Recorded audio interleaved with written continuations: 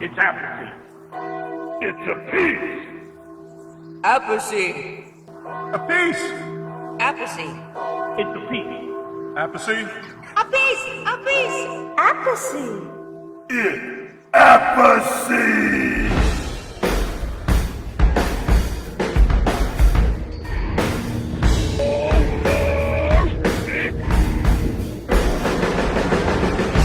We interrupt this program to bring you a special report. Ladies and gentlemen, Mr. Vinny Appice! He's the king of rock and roll!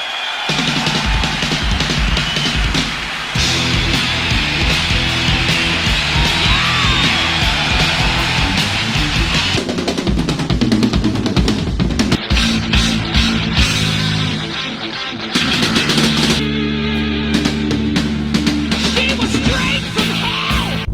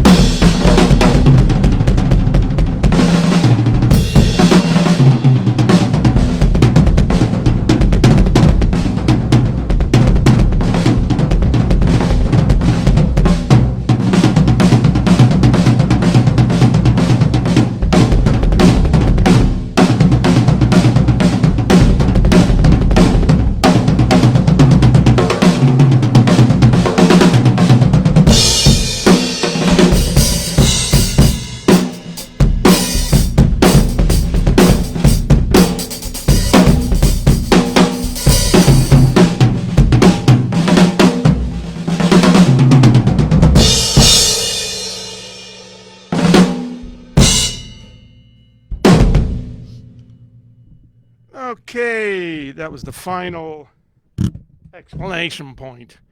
Hello, everybody. How you doing? Thanks for joining me today. Another installment of Behind the Kit, Vinny's Drum Show, all that stuff. When we first started this, they used to ask me, what's the subject for today?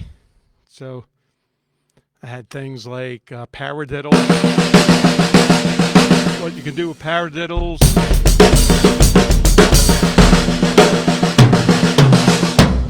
I had foot exercise.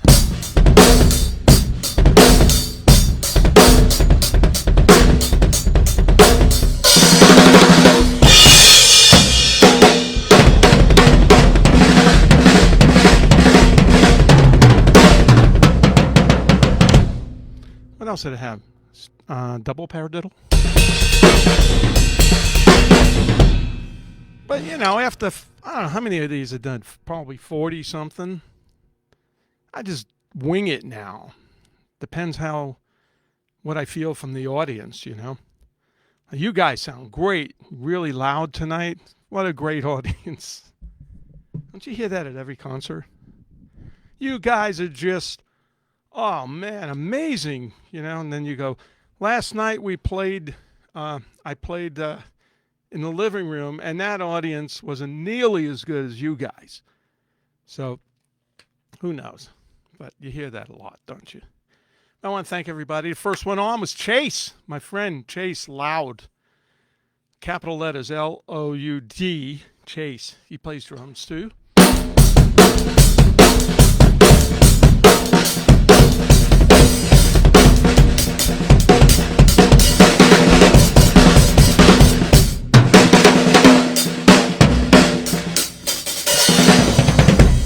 If you're going to play in a hi-hat like that, make sure the wire's not dangling like this, because you go, oh shit, you know. Now you definitely can't do it. Where's Angelo when I need him? Come on, Ange.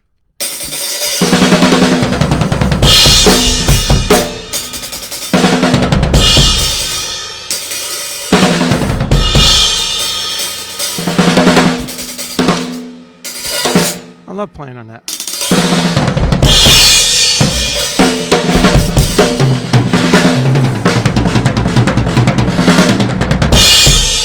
I love those too.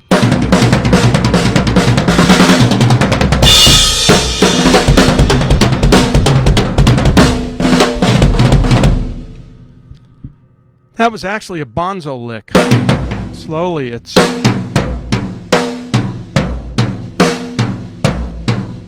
just singles, like you can count them as 16th notes: 1 E and 2 E and 1 E and 2 E. It's the movement of the sticks across the drums. You got this, right, left again. So you got snare, tom, large tom, tom, snare. And can mix them up.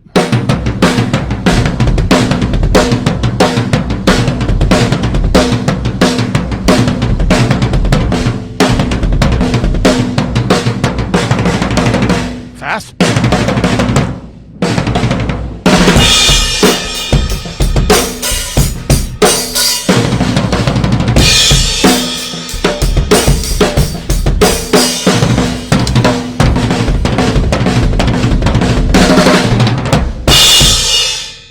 Slowly again. Cool stuff. I forgot what song Bonzo did it in, but it's a real cool lick, you know.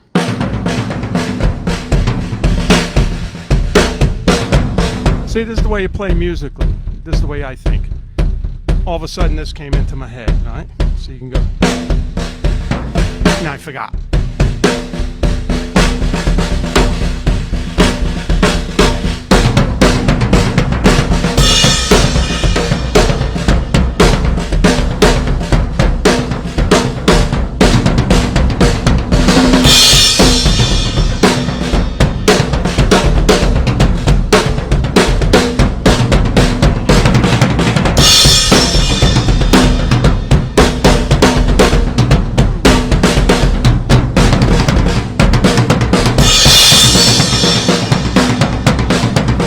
Oh, that's a good one.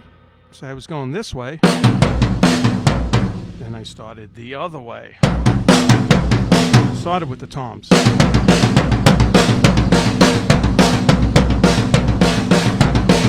See? So that's the first one. Then this one just starts on the toms.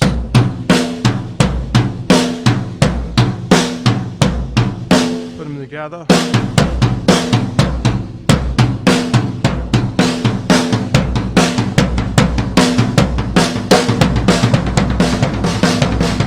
Yeah. Okay, so today what we have on sale for 20% off or 22% off or possibly 25% off, I think it's 22% off or 20% off, is the ChromaCast foot pedal, which is all the way across the room and the one I'm using. And the ChromaCast foot pedal is the foot pedal I've been using for the last 7 years now. It's a great pedal, very fast, strong. I haven't really broken anything on this pedal. I like to break stuff, but I couldn't break this one. In the early days, I think I a prototype football, but that was it. It's fast.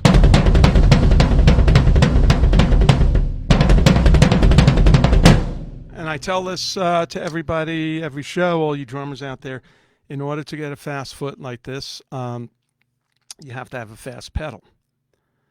And you have to have a couple of things. For this, the skin on the bass drum, it's not really that muffled. There's a little Evans pillow in there, but I'm getting a rebound off of the pedal. The spring is very tight on my pedal. So if I hit it, it snaps back. So it gives me some, it's already back here ready to hit again. So you can go a lot faster that way. So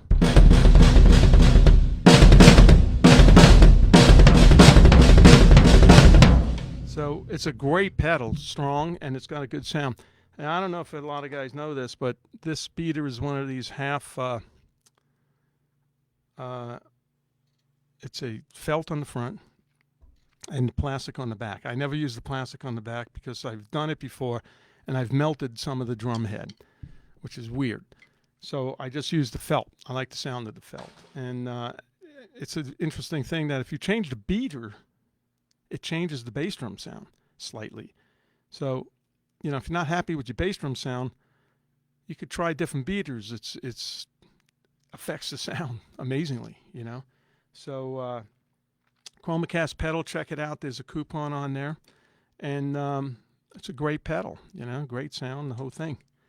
And I'll show you a couple of little bass drum things, but I wanted to tell you that I did find my report cards from school, because Lala and I just got new rugs in the other room because I trashed the rug where the studio was in before. I don't know if you've put a drum set down on a pretty good rug or a light color rug. For some reason, there's grease under the foot pedal and the hi-hat. I don't know. It's lubed somewhere, but it must drop off somehow. But so the pedals, like you could see where the drums were set up. It's the grease marks on there and stuff. But it's an old rug too. What the hell was I going to say? Oh, I know. So we had to clean out all the closets and all that stuff from those rooms, and I found my report cards from school. And you know, I thought I did fairly well in school. And all you young kids that are going to school, don't listen to me. I was the lucky one. But Jace, I know you're underage, and don't listen to this. What I did, but I thought the report cards were pretty good until I met my friend Angelo. Angelo was the guy who recorded Holy Diver and Last in Line and 4Dio records, and he was the live out front engineer. But he was when I met him, we just got into not party. No, I didn't mean to sniff like we were doing blow. I don't do that. Never did.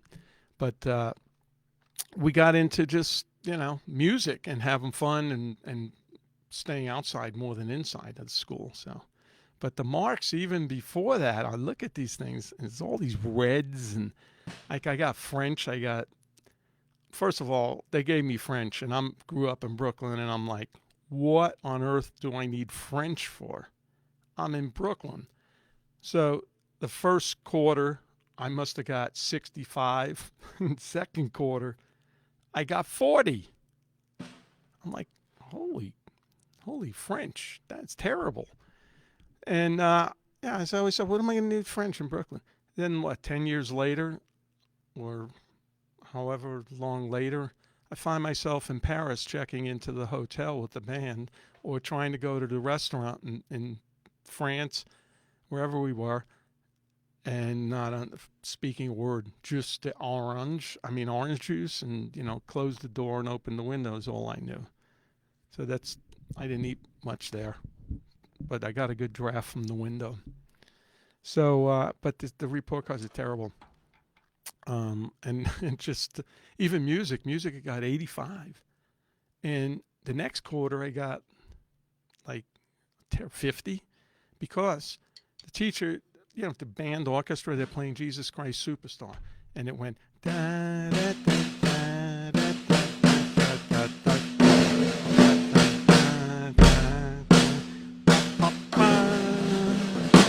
And I went, oh my God.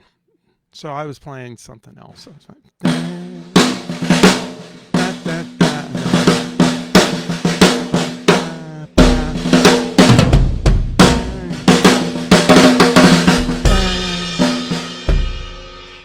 I didn't have a full drum set, but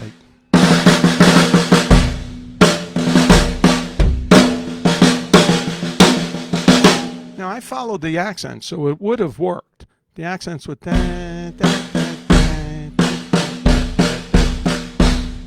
My sister Terry could play that, and she doesn't play drums. Lala could play that.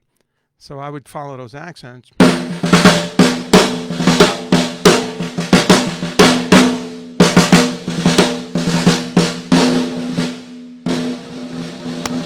Well, that's it. So I looked at those report cards and went, oh my God. The worst thing was my mother had to sign them, And then they made comments. Vincent must try harder. Then something about Vincent's quiet until he has these giggling spells. I don't know where that came from. I didn't even have a beer at that age,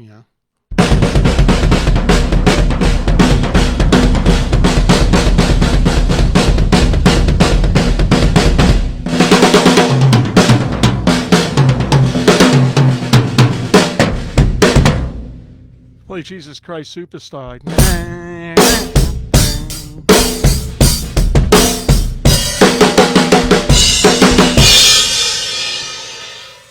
That's the way to go. So that was a funny little finding today. Not today, but over the weekends. We had to clear all the closets out. Now we got rug in there. It looks beautiful. I did a great job. But he came today, which is my Tuesday, which I like to do a long sound check. This takes time to get the level of this stuff. First the drums. First I play the drums. Then I add the audio. And make sure it's got a mix on it. So it takes a while. And then I put together an intro. As you could hear, Turn Up the Night was in there in the beginning. I'll talk about that in a minute. And so I had to go tell the guys, he was here, he was just by himself. I said, look, I'm going to play the drums in the next room, so it might get loud. He goes, oh, so you are Vinny Appice? I said, yeah. So he wasn't sure until I started playing the drums. So that was cool, because then it was cool. I was playing the drums for 2 hours, getting sound checks and stuff. So that's pretty funny. Anyway, that's what happens. That's what happens when you work for 50, 60, 70 years. And also, now I said I was going to reveal, I got a really cool royalty check here. I just got this the other day. And especially from a company that I never really heard of. It's called Easy Song. Easy Song.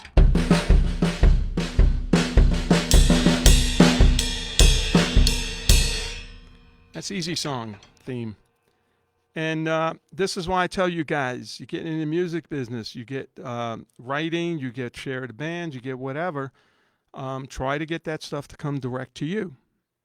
So years later, you get, your royalties, and it's not lost with some manager or some other way that it's not coming direct to you. So you should always try to get that stuff direct to you. If you're in the band, then you got to draw, your publishing, if you're writing songs, can come direct to you. That's what we do in Last in Line. We split everything 4 ways. And everybody's got a publishing company. You just start a publishing company. You do a DBA as the name. You put it in the paper for a month. Nobody claims it. And you open a bank account.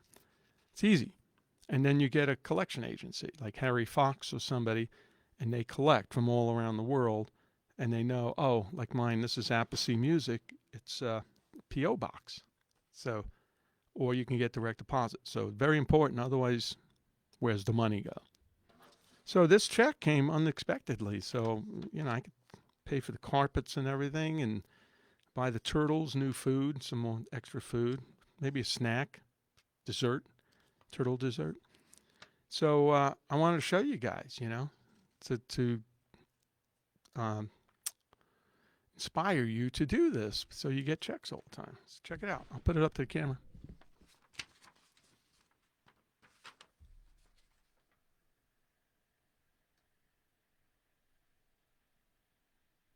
Can you see that?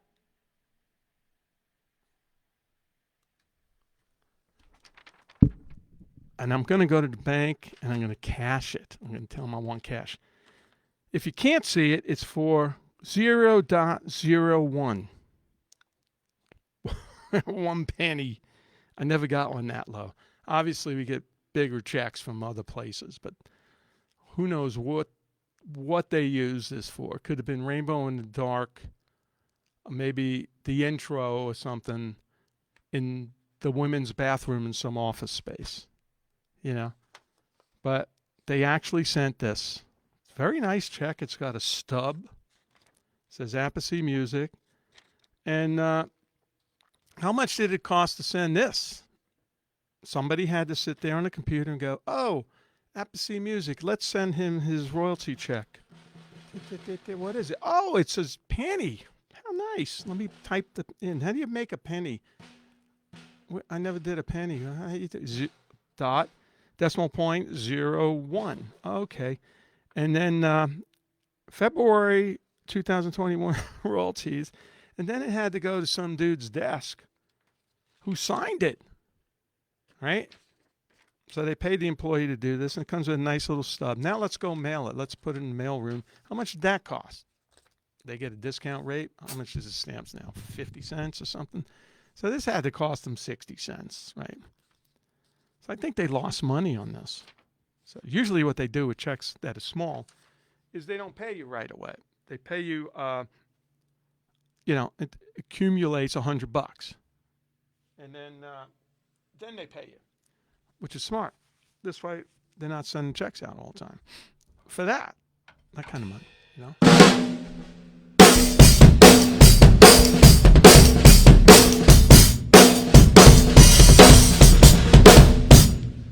Quickly, the Turn Up the Night in the beginning, if you heard that. And that's from the remastered Mob Rules album that just came out a couple of weeks ago. And I didn't really listen to the album, but I wanted to put that song on there, and I couldn't find it on my computer. So I ripped it from the CD. And I listened to it, and I went, it sounds really good. Because that sounded really good when it came out in the 80s. 1981, Mob Rules album came out. And it's got a cool sound. So they remastered it. So I thought, well, why did they remaster something that sounded good and had its own identity? But that sounds pretty damn good. So I'm going to listen to the rest of it. Also, they did Heaven and Hell album, too. That was remastered. Came out with a different package. There's all notes in there, and there's a couple of images in there from the studio. So I was really surprised. Yeah, I never went for that remastering thing, but this sounds good.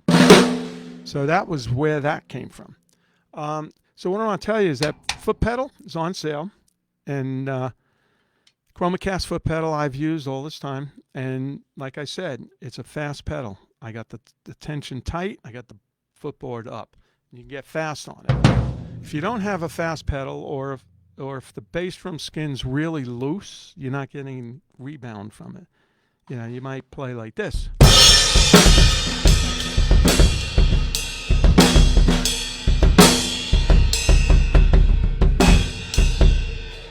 It's terrible, you know. But if you got the skin a bit tighter and you use the Chromacast pedal,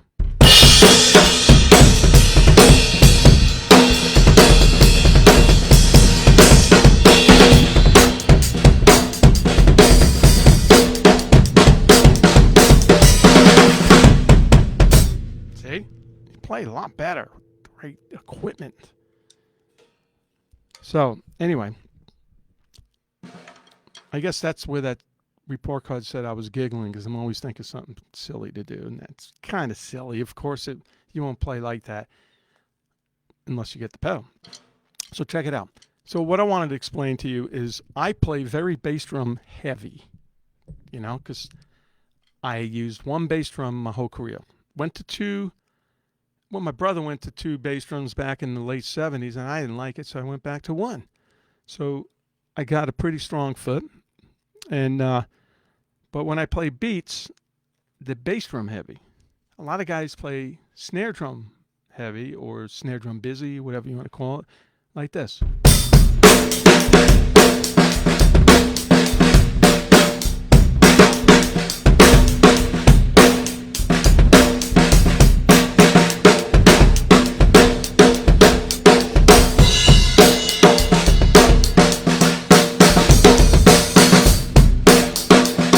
Very toppy, very busy on the snare. So I play like with the bass drum as the lead, and that pushes the band like.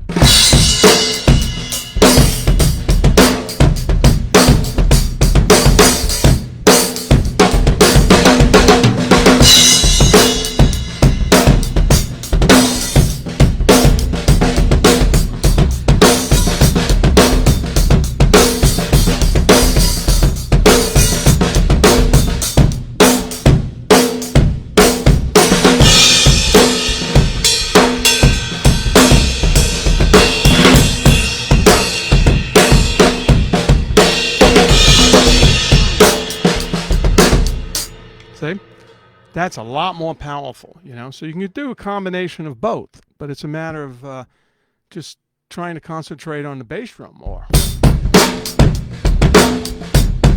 if I just do 2 and 4 in the snare.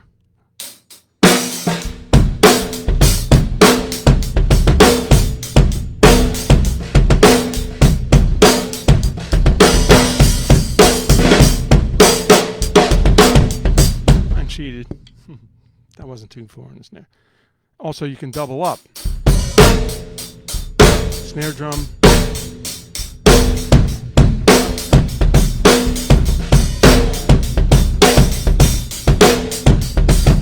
Oops.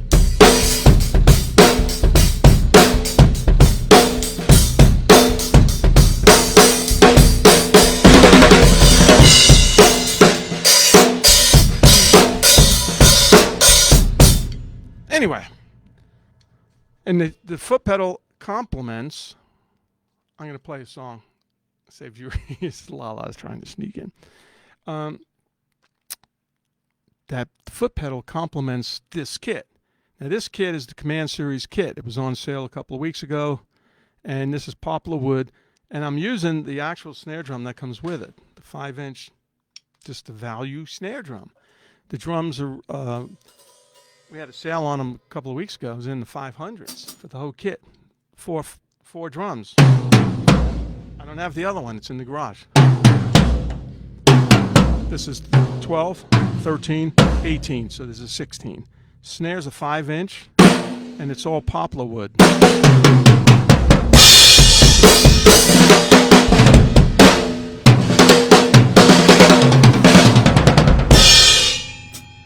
Great sounding kit. Poplar wood. I don't know how many plies it is. It could be 3 or 5. But they're very great. It's a very good price for these drums. And I've been using them for 2 years, 3 years on the road. And they hold up well. And this is the snare drum. I mean, I record with this kit. It sounds great. It's really cool. You know? Okay, I'm going to play a song for you, and then we'll take some questions. You guys ask some questions on the side, and we'll do that. And this is, again, from my band Kill Devil Hill from 2010, 2011. Where's that thing? Oh. So this is from 2011, I think it is. This is the first album, and this is called Voodoo Doll. And this band consisted of Dewey Bragg on vocals, great singer, and Rex Brown from Pantera on the bass, it's growling, and Mark Zavon on guitar. And actually, we started this band quickly. I had to get shoulder surgery after the Heaven and Hell tour from playing the drums up here and backwards. I destroyed the right shoulder. The left one wasn't too good either. You know, playing like this, and I came off the tour, I couldn't lift my arm. Doctor said, you know, I'd go to the doctor. He was a Dio fan. He'd want to talk music, and I'm over there going, so what about my arm? I can't move it. But that Dio, with that first album, man, what about my arm? So he sent me for an MRI. It was ripped. Tendon came off. Oh, shit. So I had to do surgery. Not me, but they did surgery, and they reattached it and all this stuff. I was in a sling. It was terrible. Went to the NAMM show in a sling. Everybody's bumping into me. And I think when you wear a sling, people are attracted to bumping into you. At least me. It was like ridiculous. Like, I had to walk like this almost. So anyway, right before that, I put down a whole bunch of grooves, right, when I could play. And then when I did the surgery, I couldn't play, at least for a good 6 weeks, a month, 2 months.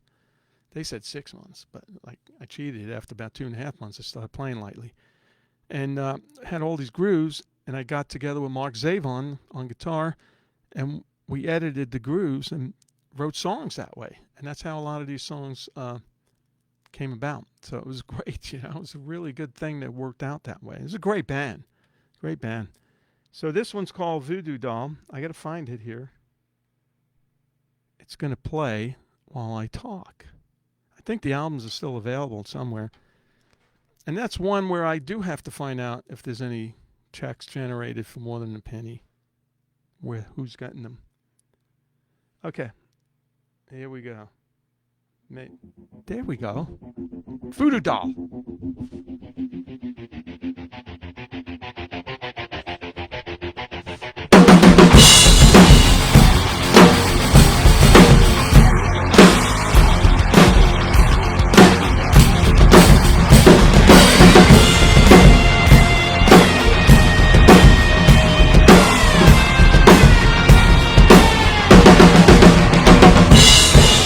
Burning brighter than a thousand candles, lighting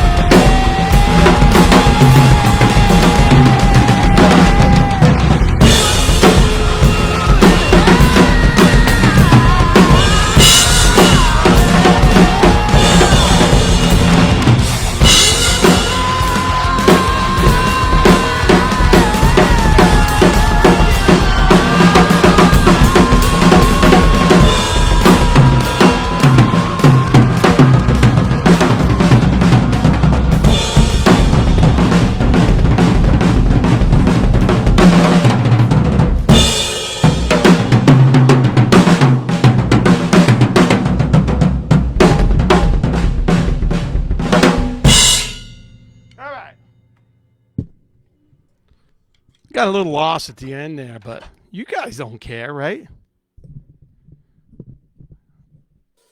I'm on the song anyway, so that was Voodoo Doll, and I think that's from the first album. So, la la. Time for some questions. We got a little rock history too. This is an award from 2007.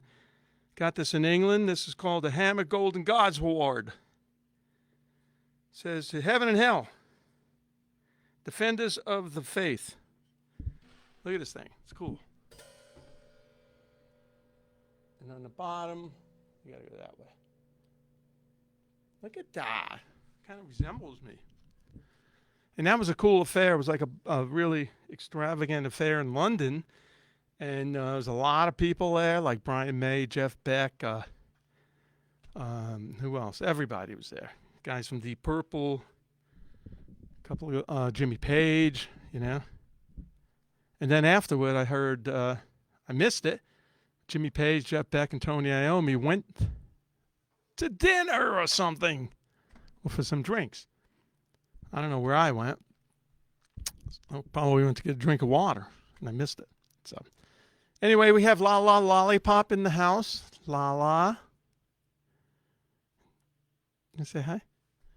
Here she is, La La.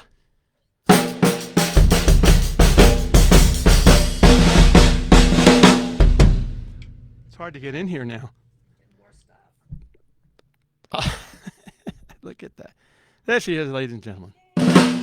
Funny, this light here, that's another thing I found, this really big LED light. And, you know, I put it up, and that looks pretty cool. It gives you some color in the back. And then later on, before I go on, I'm playing on the pad there. There's a pad there. Just practicing some marching books. And the thing's flashing. It's like a disco thing. It flashes to the sound. But it was doing it to the pad. I went, wow. Can't have that. That's pretty distracting. Maybe one show we'll do a disco rock show. Anyway, I'd like to say hi to all my friends. Paul, who's on, Chase, who was the first one on, Charlie Trimble, my man, Mike, and Jace, and who else? Angelo, if he's there, and who else? My sister, my first cousin, my nephew, Mateo, he might be watching too. All the dogs, I heard I got a good dog following now, so I just say hi to all the dogs. They send me videos of dogs watching me on TV, barking, ha! Let's see you do that, little doggy. We don't have dogs, we have turtles, 2 turtles. You've seen them. We brought them on. And also on Thursday, we got a good show, Carmine and I, called Hanging and Banging. Artists on Lockdown. And it's Eddie Trunk and John Tempesta, my buddy John, and my buddy Eddie Trunk. And John played with White Zombie, played with Testament, and playing with the Cult. I mean, he's great. Real fast drummer. Real cool. We've known each other for a long time. So check it out, Thursday, 4 p.m. Pacific time. Same time as this, but on Thursday. And this is on Taco Tuesday in L.A. here. And what are we eating tonight? I'm going to make chicken cutlets with spinach and garlic. What else? Something else. Green beans. Who? Green beans. Oh, we got green beans? Ooh, trying to eat healthy. I'm not burning the calories I used to burn when I'm on the road. Playing for an hour and a half, an hour and 45. Okay, so we're going to start with some questions. What do we have? Was there any time that you were unable to recover a broken stick or a drop stick during a concert? Was there any time when I wasn't able to recover the broken stick or a drop stick? I don't drop the stick. Yeah, I did once in a while. And you know what you do? You pretend like so. Wow, you got. Yeah. Woo. Always recover, but you gotta have the other stick. If you break a stick, then you're screwed. You know, I would pick up the broken stick if I had to and play. But no, I never not recovered because I always have sticks right here. Even if I'll get my good stick back. Even if I get up and jam, which I do a lot where I live, in Old Town Temecula, there's a lot of bands, and my friends go, hey, you want to come and play? Okay, so we'll play something, War Pigs or what's the other one, AC/DC song. But I'll bring 3 sticks just in case. Even though the guy who's playing the drums, what's his name? Chad, I told him to watch the show. He still hasn't watched it.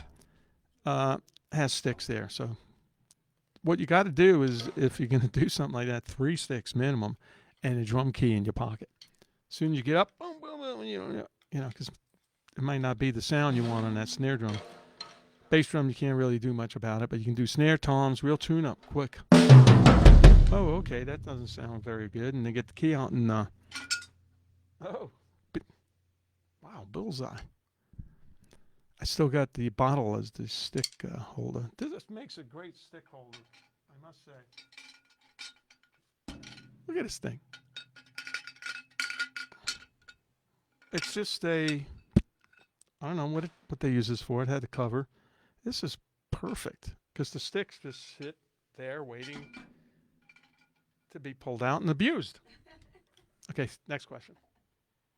Do you have any idea when Ronnie started using a red and white light during the Heaven and Hell tour? Do you remember that? Do I have any idea when Ronnie started using a red light on Heaven and Hell, the song Heaven and Hell? Well, what happened was with that is there was some parts added, which I didn't even know. And I played that song every night with Ron, and I thought it was on the album. But there was an extra piece in there where Ronnie said, this, in a big black shape, look down at me.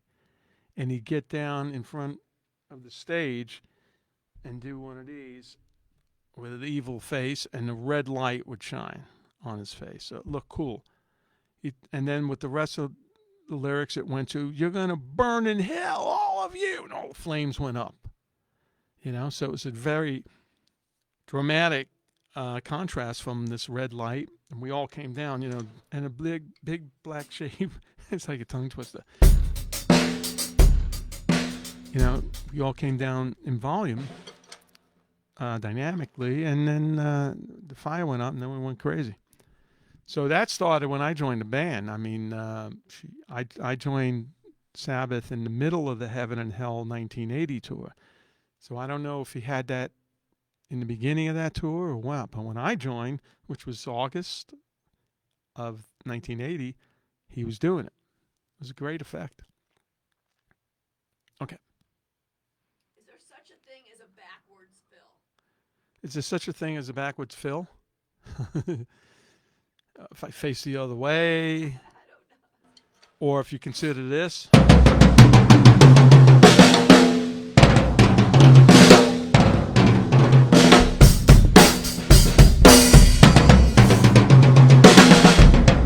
See, it's hard to get over here, but I got a long spread here. So what I got to do,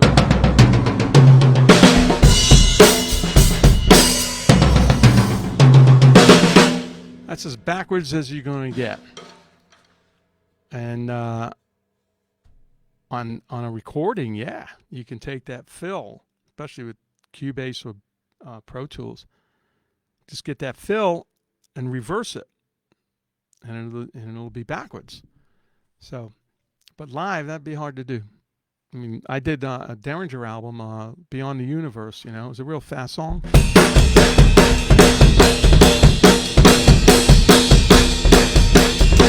And the fill was real fast. Those are rough triplets. And real fast. But I was like 19 years old. And I still do it, but got to have a sandwich or something before that. And we did a reunion like 10 years ago in a plane. And somebody pointed out, you didn't do that fill. I went, oh, yeah, I didn't, did I? And I had to do it. I'm going, holy crap, that's a hard fill at that tempo. So, okay. Talk about Derringer and the collaborations with him. Derringer and the collaboration. Well, that was one thing right there. Derringer, he heard me in the studio, Record Plant Studios, where my band and I had a rehearsal room. We were managed by them, and that's how he heard us. Jimmy Iovine from Interscope Records and Beats Audio, and produced us. He was a good friend, and he produced us, and that's how I met Rick, because Rick heard some of the tapes he did, and he said, "Who's that drummer?" Because he's putting a band together. And I said, "That's Carmine's brother." Back then, I was Carmine's brother, Carmine's little brother. And oh shoot! And he wanted to meet me, so one day I met him there, and they exchanged numbers, and that's how I got in the band. Basically, Rick wrote all the songs. We put our input in here and there, and it was my first record. I didn't know what was really going on. I was like, wow. I didn't know about drum sound. If you listen to drum sound on that, it's pretty thin. It's just like a bunch of mics, pretty dry. Rick produced it. And it's not like now where I've got years and years of experience and like, let's make the drums as loud as they can be and big. The next album was done by Jack Douglas, who did get us a darker sound. So it was a fun band. Rick was fantastic. He's a real pro. Learned a lot from Rick. And then Danny Johnson was on the other guitar. And Kenny Aronson is a great bass player on bass. And the band kicked ass. It's really good. So that's about it. Okay. Aren't the sticks without a tip a little hard on old equipment? Aren't sticks without tips a little hard on old equipment? No. No, because if you look at these drums, I'm playing with the butt ends. Everybody knows, right? Everybody knows I play with the butt end.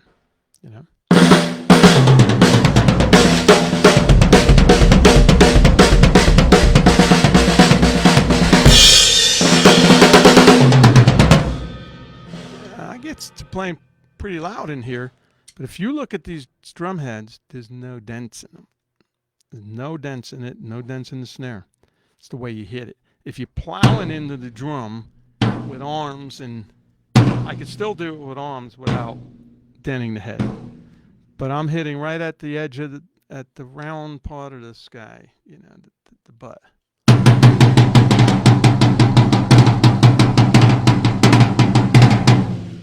So I'm not using the arm that much, but I know how to hit them.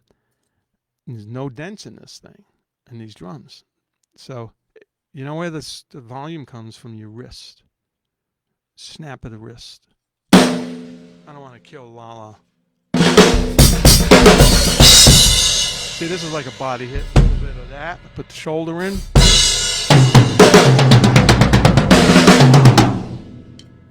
It's all in the wrist. And then the arms are for additional power. It's like warp 7. Warp speed 7. The wrists are where it's at. From low. High. So I don't destroy the heads. If the heads are already destroyed, then you might have a problem. As far as the holding up of the gear, like this tom stand, if it's an old stand and it loosens up, yeah, it might need a little bit of help. But you got to learn how to hit them energy efficient. Everything's green now. So, it's the way you hit them. I'm not plowing into this stuff. You don't see you see the drums move a little bit, but this is a ChromaCast stand. And if you need a new stand, it's the ChromaCast stand. But I don't find it any different. So, okay. Next question. For the resonant head? What's that? What are you using for the resonant head, and how do you tune it? What am I using for the resonant head? Which one's the resonant? I think it's the bottom one. I don't know. But I have to look on the box. These drums, this is an Evans G2 head. This is the batter head, so I assume the resonant head's underneath, right? They're tuned about the same. See? And it's the same head, G2s. Now you can use a lighter head underneath, you know. Same thing, you got to experiment. You go, oh, that sounds good. Let me try the lighter head underneath. And then you take that off, put the lighter head on, a thinner head. See what you like. So tuning's about the same on these drums. Sometimes if you tune them exactly the same, they might ring a little bit too much. If you're recording, you might get a little boom, you know. So you just throw one out of tune with each other a little bit and it cancels, you know. But I tune, I know what I want to hear. Like, boom, boom, boom, boom, boom, you know, it's just angry. That's it. Snare. It's kind of mid-range. And I leave the snares loose, as you hear. I like the dirty sound.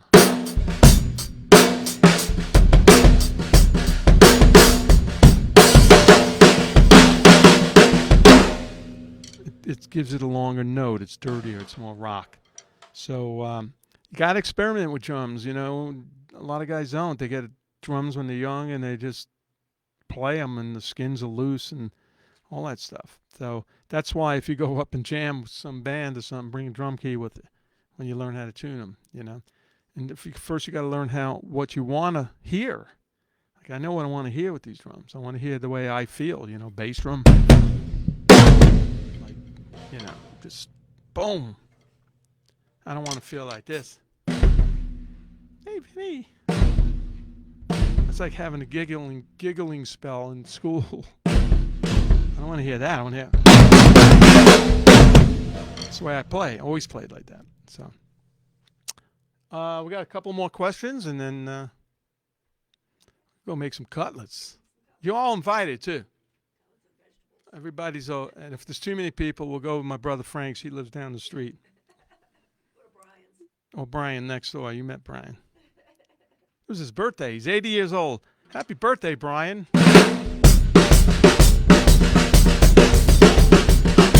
Okay. And Andy Freeman's birthday yesterday. He's our lovely, powerful singer from Last in Line. What a killer singer he is. So he sings like I play. I play like he sings. But I don't sing like he sings, and he sucks on the drums. That's a fact. Actually, he's not bad on the drums. Vivian's pretty bad on the drums. Don't tell him. Phil, I give up on Phil on the drums. So. Carmine's pretty good. Carmine. Okay, one more question. Did you always play your bass drum to the side, or did you ever play it to the front? Do I ever play my bass drum to the side? Yeah, always played this way. Never foot to the front. Never played it to the front. Reason why, when I sit down, my foot's kind of on this angle. So you put the bass drum straight, now your foot's across the pedal a little bit, you know, or you got to twist it. So I never did. And if you look at, also I posted that amazing Buddy Rich thing, which watch Buddy Rich and just go, oh my God, how does he do that? But you look at the old jazz drum sets, and they were like this. The bass drum was tilted a little bit. The tom was mounted on the bass drum here, and the snare was in line with it. It's beautiful. The way this is set up, the snare's here, and these two toms are in line with the snare, almost in this dead center. So the bass drum's tilted a little bit. I can't stand the bass drum. I don't like and hate the look of it when these, if you only have two toms and it's in the middle of the bass drum, you know, the bass drum mount, it just doesn't, I just don't like the way that looks, and that, it's like, throws me all off. The other thing is the length of this drum, you can see it's hitting already. It's not hitting here, but back here, it's hitting the lug. It's hard for me not to get this to hit the lug unless I move them over. So now they're a little off center, you know. But I set up weird, you know. So unless you use a shallower tom-tom that'll sit over the bass drum, and I sit low, everything's low. So I get a problem right here. It's like a drum hemorrhoid, so to speak. That's why this tape here, it's always hitting something. And if it hits, I hit this drum, I can feel it on the foot pedal. If it hits too much, it deadens the drum. You know, if it's sitting against the bass drum a lot, see? It's amazing, right? Off the bass drum. Same thing with the snare. I don't tighten the snare stand up tight because it chokes the snare. It's got a nice ring to it, a nice live sound to it. So that's part of the tricks you learn as you keep playing, get experience, try different things, try different techniques, try different sticks, heads, whatever. Play with the tip, play with the butt, end. Not the butt. So that's it. So anyway, we're going to go eat. And I want to thank everybody again for joining me, all my friends, my family, and my fans, and all of you guys. You're all invited next week. We might have a surprise for you next week, too. So, and it's not a royalty check. It might be something really cool. So we'll be back. I'll be back on 4 p.m. LA time, Pacific time, same channel, the same everything. Thank you guys for coming out. And don't forget, ChromaCast, we have the pedal. I think it's like $62, which is killer for such a great pedal. Check it out. It's even a great price to check it out and see what you think. But very fast, very strong. And ChromaCast and Sawtooth Drums, I want to thank everybody. Joe Fuco, Kevin, Tanya, Lala, everybody, the Turtles. It's really, I love doing this stuff. So it's a lot of fun for me. It keeps me in shape. So thank you guys. I'll play and then we'll go out. Bye-bye.